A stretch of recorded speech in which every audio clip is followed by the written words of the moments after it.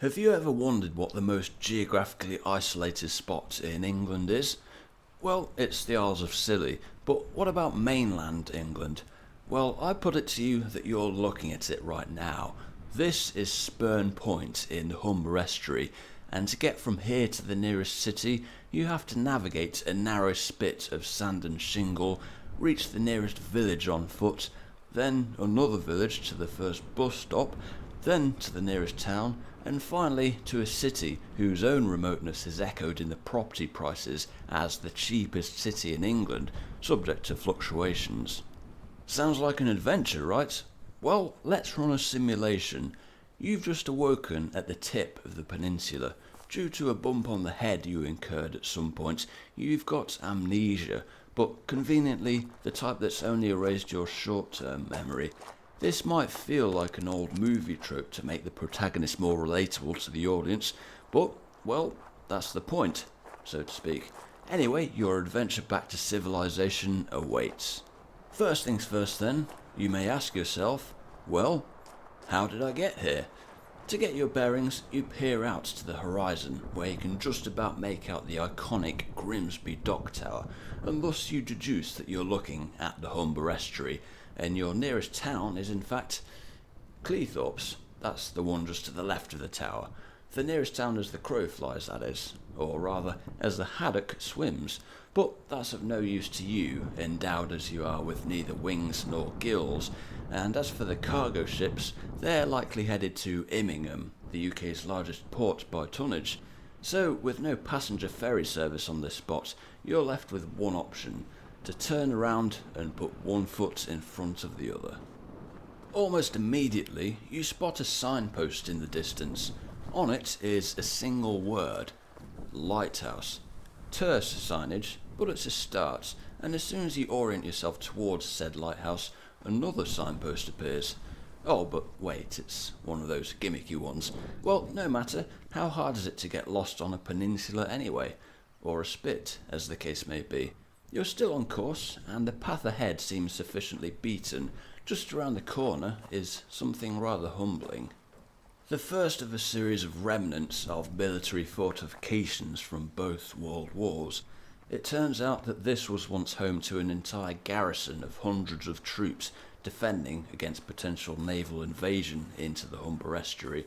This accounts for the remains of bunkers, batteries, blast walls, emplacements for guns and searchlights, and even a parade ground. The area was demilitarised in the late 1950s and was essentially reclaimed by nature, to the extent that solid fortifications can be, that is. To put it another way, this is about as close to an English ghost town as you can get. Mind you, the Royal National Lifeboats Institution had a full-time crew here up until as recently as 2023, before relocating to Grimsby. Back to the task at hand, the remaining distance to the lighthouse is well paved. But what's this? A second lighthouse? Yep, Spurn Low Lighthouse here on the Humber Estuary was established in 1852 as part of a pair of leading lights which, when lined up vertically, showed a safe course through the mouth of the Humber. Its black and white neighbour dates from 1895 on the site of a few predecessors, but this one shone lights at multiple levels, thus rendering the low lighthouse redundant. Finally, in 1985, it too was decommissioned. Just as well that there are information panels dotted around. They're really cluing you in real time. So, out of service as they've been since Blancmange were last in the charts, they still provide a waypoint for your own onward journey, which is about to get simplified. The path ahead is an extremely rare instance in Britain of where two separate coastlines can be seen at the same time. To your left are the muddy banks of the Humber, whilst to the right are the fine sandy dunes facing the North Sea. And it's just as well that it's low tide, because you seem to remember being told that at very specific times the land here effectively becomes cut off at its thinnest part, leaving this and the section behind you as a temporary island, and at that, Yorkshire's only island. It almost feels like your former self checked both the tide times and the weather forecast before you blacked out. Eh, probably just a lucky coincidence. So, whilst not an island right now, it does nevertheless have a desolate, otherworldly feel to it, leaving you feeling a bit like Robinson Crusoe, who was a Yorkshireman after all, although Defoe's tale would have been far less epic if all that old Crusoe had to do was to wait about an hour for the tide to go out. You take a moment to marvel the sandy beach in all its serenity, briefly considering doing a Rocky-style sprint along its course, before concluding that conserving energy might be your best bet, and so return to the now paved way ahead. And a perfectly placed bench beckons you, as you take the opportunity to survey the other stretch of coast without muddying your shoes. Its dramatic swoop westwards offers a preview of your own continuation. You can't remember your last meal, but no matter, since right now your legs are being fueled purely by a sense of awe. The nearest Sainsbury's still feels like it must be a world away though.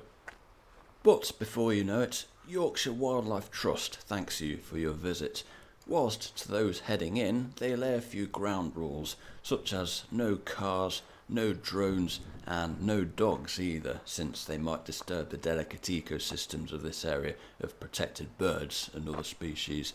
So this accounts somewhat for the sense of isolation you've been feeling. Well, that's all about to change.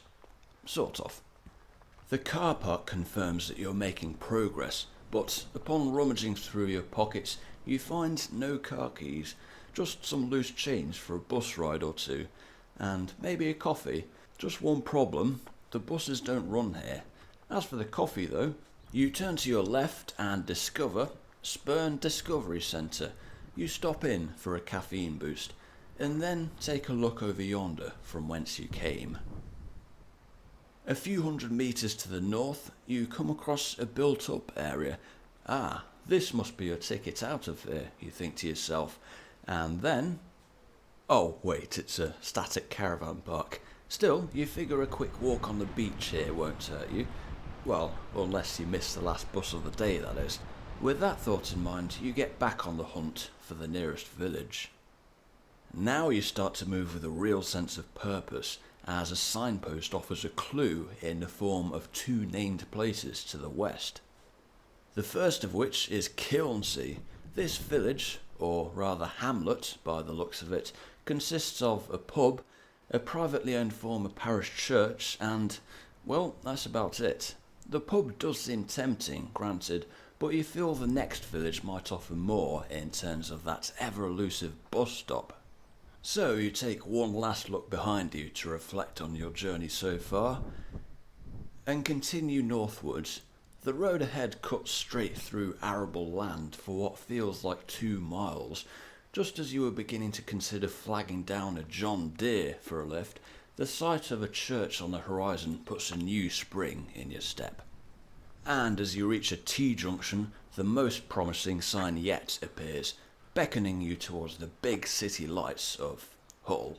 But first things first, you approach the village of Easington, and behold, your journey's very first bus stop. In fact, you conclude that this must be the easternmost bus stop in Yorkshire as far as regular service goes. As such, you don't even need to check the destination, since it's progress in whichever direction.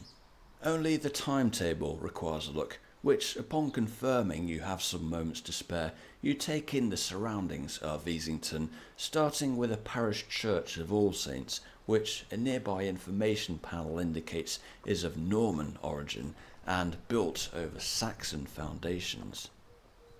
Then there's a medieval tithe barn, where the church would have collected grain from the farmers as a form of tax, and a slew of residential buildings making up what looks like a particularly peaceful community. And of course, no community would truly be complete without the odd pub or two. As for shops though, well, there's a post office that's open for 3 hours on Thursdays, but that's your lot. Just as well then that the locals have a ride into town, and a free ride at that for the more senior citizens. Speaking of which, your steed awaits you. The name on the front of the bus confirms your new destination as Withensea. All aboard?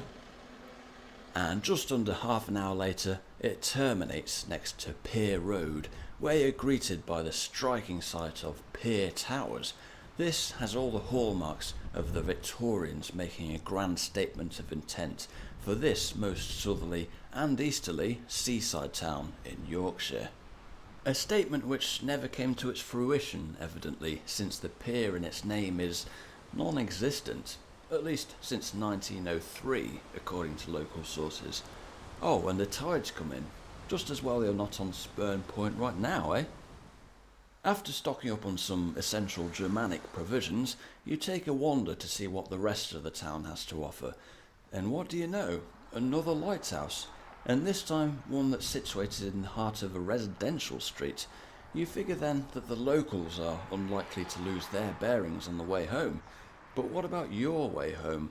Well, there's no railway station here, so you should probably return to where the bus dropped you off earlier, since that's also where the 75 bus to Hull departs. Just over an hour later, you arrive in said city, guarded as ever by the watchful eye of one of its own, William Wilberforce. As comparatively affordable as the house prices are in Kingston upon Hull, to give it its formal name, you get the feeling that, considering this was one of the worst hit cities in Britain during the Second World War, it holds up not too badly on the visual front. In fact, in every respect, this looks just like any other British city. Well, almost every respect. But wait, it's all coming back to you now. Yes, plot twist. It wasn't amnesia at all. You were on a stag do in Hull.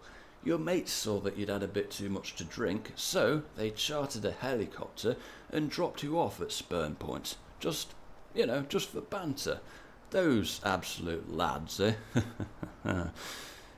Anyway, when's the next train home? And thus concludes the simulation. Thanks for watching and have a great day.